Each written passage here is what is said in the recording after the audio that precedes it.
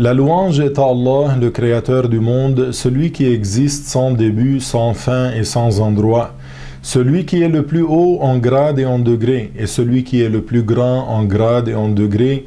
Il n'a besoin de rien, il n'est de Dieu que lui. On récite l'invocation du Qunut dans la prière de l'aube lorsqu'on est redressé après l'inclination dans la deuxième rak'a avant de se prosterner. On dit Allahumma hdini fi man hadayt, wa afini fi man afayt, wa tawallani fi man tawallayt, wa barik li fi ma a'tayt, wa qini sharra ma qadayt.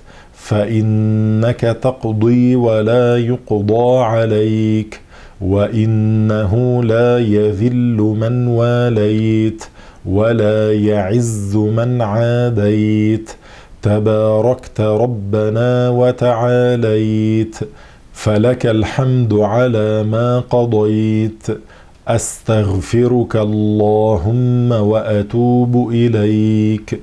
Ce qui signifie, ô Allah, guide-moi parmi ceux que tu guides, préserve-moi des maladies parmi ceux que tu préserves, aide-moi parmi ceux que tu aides, accorde-moi des bénédictions dans ce que tu me donnes, et épargne-moi du mal que tu as prédestiné.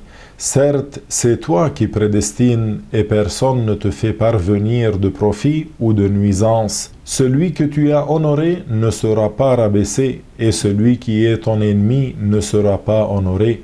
Seigneur, que tes dons restent abondants.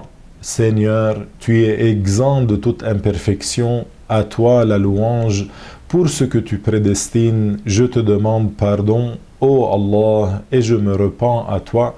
Et puis après cela, on dit wa sallillahumma ala sayyidina Muhammad wa ala alihi wa sahbihi wa sallim. Ce qui signifie ô Allah, honore et élève davantage en degré notre maître Muhammad, ainsi que ses ailes et ses compagnons, et préserve sa communauté de ce qu'il craint pour elle.